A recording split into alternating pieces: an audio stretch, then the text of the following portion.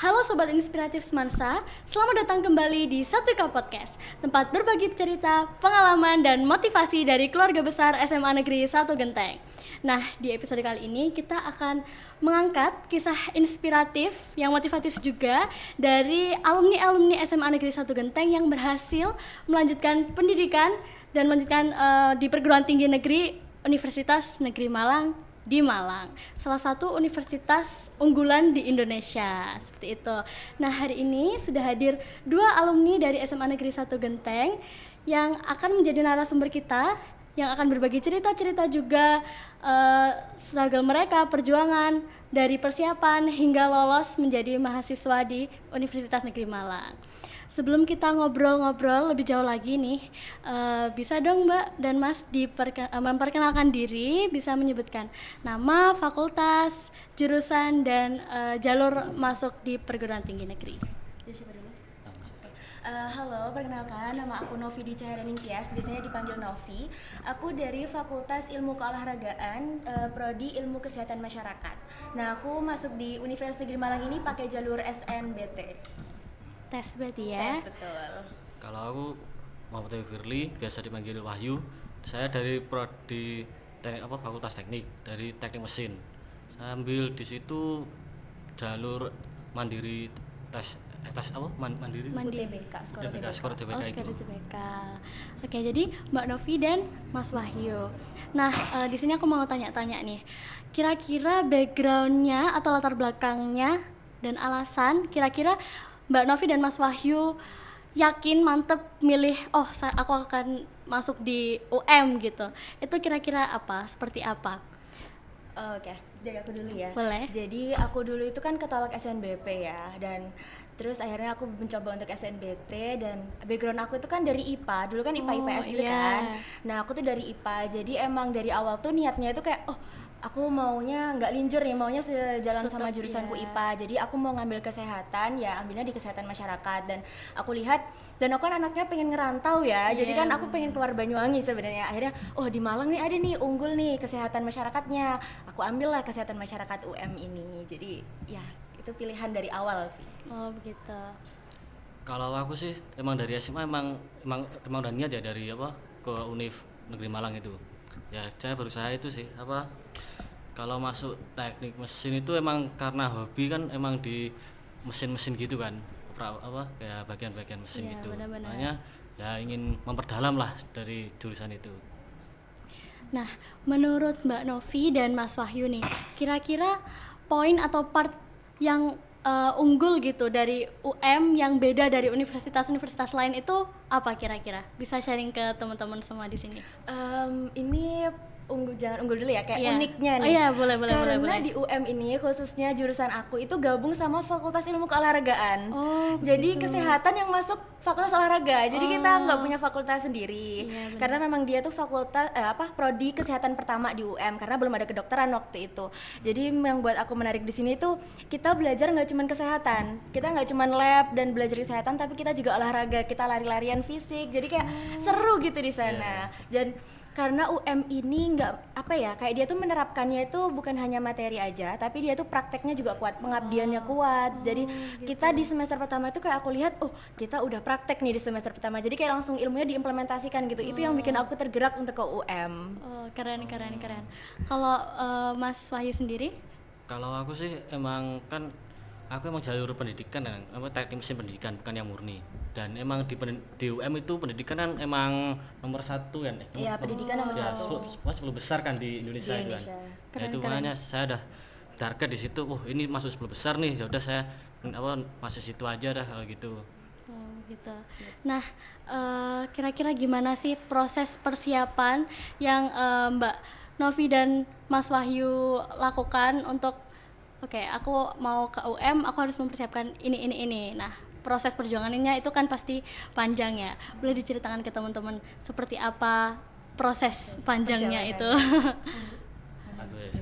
Kalau memang dari kelas 11 itu udah bimbel, emang kelas 11, 12 bimbel. Nah, berhubung saya coba SNBT gagal, ya udah saya mandiri pakai skor SNBT.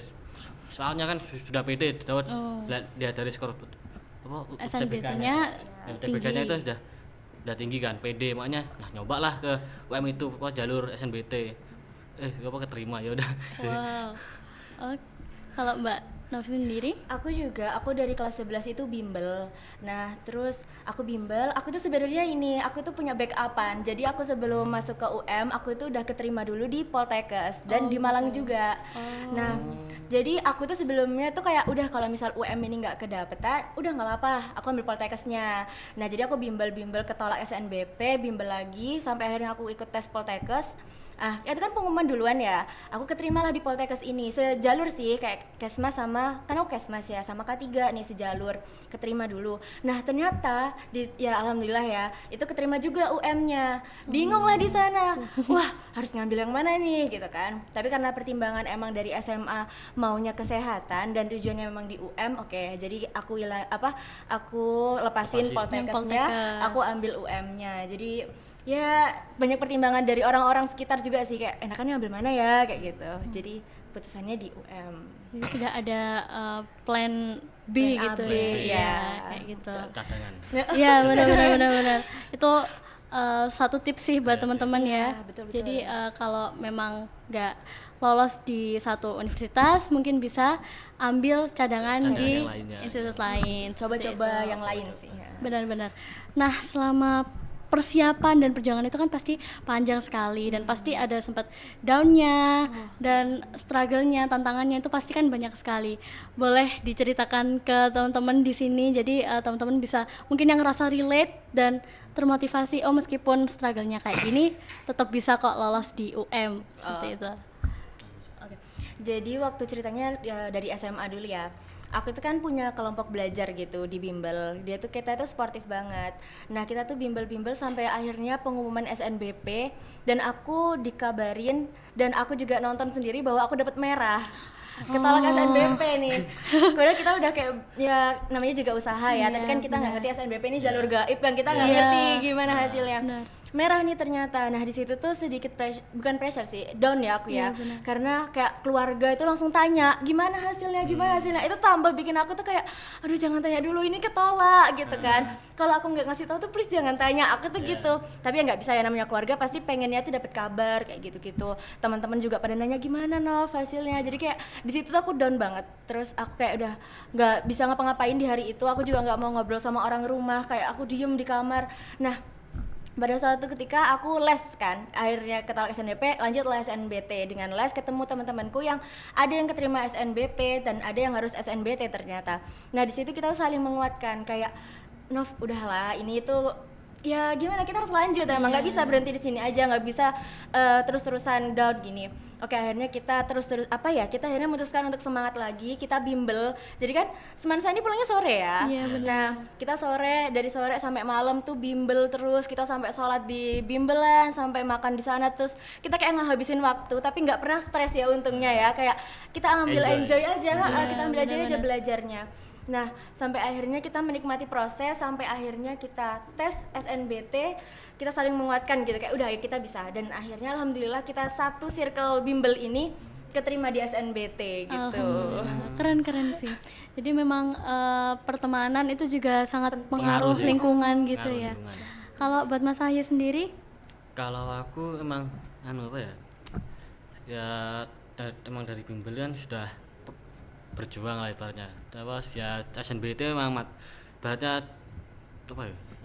tenanan sungguh-sungguh lah, buat berjuang SNBT itu. Nah, pas pengumuman itu aku lihat sore, kok nggak masuk ini. Ya udah nggak masuk. Ya agak sedih sih, emang ketolak SNBT kan. Teman-teman pada bilang semua gimana keterima, orang rumah juga bilang gimana. Akhirnya yang aku kabarin itu pertama orang rumah, maaf Bu, Pak, saya nggak keterima SNBT atau soalnya nggak lolos. Ya udah pun nggak apa-apa, coba belajar lagi buat yang mandiri tes di mana itu. Teman-teman juga udah aku bilangin, nggak lolos SNBT aku. Waduh, ya wes, nggak apa-apa. Nah, habis itu ya belajar lagi sih, belajar, nyoba ke UM kok ada jalur skor UTBK itu. Aku lihat tuh skorku, wah besar nih Pak, pede masuk. tinggi. Jadi memang struggle-nya itu di down, overthinking, sama pressure juga ya. Betul. Apalagi ekspektasi dari orang-orang itu pasti banyak yang berekspektasi tinggi juga. Nah, setelah melalui proses panjang gitu, gimana first impression Mbak Novi dan Mas Wahyu setelah dinyatakan lolos di Universitas Negeri Malang? Siapa dulu? Kalau aku memang seneng sih keterima di di UM itu. Soalnya ya teknik mesin sudah dari hobi kan, mesin itu wah cocok, ya udah enggak apa-apa aku ambil aja. Ya seneng sih gitu. Kalau Mbak Novi? Kalau aku yang itu tadi sih, karena aku keterima di 2 kampus ya, jadi seneng dan bingung itu campur banget ya. Udah, aku kan sebenarnya nggak ngecek SNBT kan awal itu. Jadi yang ngecekin temenku, karena aku tuh udah kayak udahlah kayaknya kayak aduh nanti semangat lagi nih hasilnya. Terus itu ya udahlah, akhirnya temenku yang ngecekin. Aku tuh diem aja terus kayak, "Nov, kamu keterima." gitu kan. Wah, seneng, bingung. Ini mending aku ambil karena konteksnya aku udah bayar UKT. Wah, aku sudah bayar duluan. Udah bayar UKT, bayar seragam, bayar UKT. Dari situ tambah bingung lagi, akhirnya aku konsultasi sama orang tua kan. Aku kayak, gimana? Kamu mantep kemana? Gitu kan. Kamu mantep kemana? Itu yang kamu harus jalanin. Karena aku tujuannya kayaknya UM dan emang jurusan ini yang aku mau gitu kan. Mungkin Poltekkes tuh sebenarnya keinginanku juga, cuman mungkin kayak istilahnya backupan untuk UM lah gitu kan ya. Jadi kayak oke, kalau UM mantep nggak apa-apa nih, uang hilang nih nggak apa-apa gitu kan. Yang penting kamu mau jalanin gitu. Terus akhirnya aku juga konsultasi sama bimbelku yang nemenin aku SNBT. Aku bilang, "Mbak, aku pilih mana ya Mbak?" gitu kan. "Pilih mana aja Nov, terserah. Kalau kamu mau Kesmas, ambil aja, bagus kok Kesmas." gitu kan. "Oh yaudah deh Mbak," gitu kan. Akhirnya dengan support juga, akhirnya oke, deal Kesmas. Dan itu baru di situ senengnya. Jadi kayak aku keterima SNBT baru kayak gitu. Soalnya memang dari awal tujuannya kan di UM gitu ya. Iya. Soalnya pressure-nya juga ini UKT udah dibayar nih yang Poltekkes nih. Iya, bingung ya. Ikutan bingung nih. Penonton juga mungkin kalau di posisinya Mbak Novi pasti bimbang banget ya. Udah keterima di 2 institut gitu. Iya. Nah, setelah dapat kabar diumumkan lolos nih, dinyatakan lolos, kira-kira siapa sih yang Mbak Novi dan Mas Wahyu kasih kabar gitu bahwa aku bakalan jadi mahasiswa baru di Universitas Negeri Malang gitu? Kalau aku ya terutama sih orang rumah terutama, terus ya teman-teman. Teman-teman agak telat sih. Wah, tanya gimana? Wah, keterima di UM. Jurusan apa? Teknik mesin. Orang rumah gitu pas pengumuman jam berapa? Jam berapa pengumuman? Jam 3. Jam 3-an gitu aku buka langsung, kata orang gimana? Wah, keterima Pak Bu, keterima di UM. Oh ya udah itu, alhamdulillah. Ya udah gak bingung lah ibaratnya di mana-mana. Benar-benar. Kalau aku pasti orang rumah ya, orang tua, terus saudara-saudara keluarga besar yang memang nungguin dari SNBP. Itu aku kabarin, teman-temanku juga aku kabarin, dan satu orang yang aku kabarin juga yang tapi udah asing sekarang ya. Aduh. Iya, dulu. Jadi aku kabarin semuanya, termasuk yang udah asing nih aku. Mungkin kalau nonton ya udah nggak apa-apa, kalau masih berkabar ya nggak apa-apa gitu ya. Nah, selain first impression nih ya, tadi kan sudah diceritain dari perjuangan dari awal, persiapan sampai akhirnya diterima, lolos, kabar gembira seperti itu, euforianya itu ikut senang juga. Kira-kira apa pesan yang mau disampaikan ke teman-teman di SMA Negeri 1 Genteng, khususnya yang lagi nonton, buat nggak kaget gitu, karena kuliah sama SMA itu kan pasti jauh berbeda. Kira-kira apa yang butuh dipersiapkan teman-teman gitu untuk lanjut ke jenjang perkuliahan? Jadi kan emang ya SMA sama kuliah tuh beda. Aku juga waktu masuk ternyata gini ya kuliah. Karena kita benar-benar disuruh mandiri.